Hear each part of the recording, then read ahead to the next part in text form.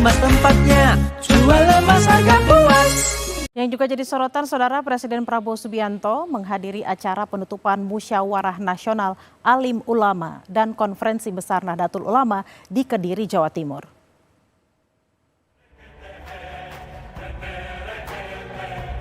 Prabowo tiba di lokasi acara sekitar pukul 13.45 waktu Indonesia Barat.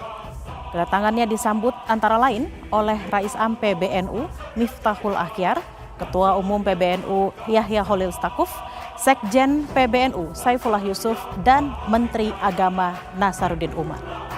Musyawarah Nasional Alim Ulama dan Konferensi Besar Nahdlatul Ulama ini telah berlangsung sejak Sabtu lalu, Saudara.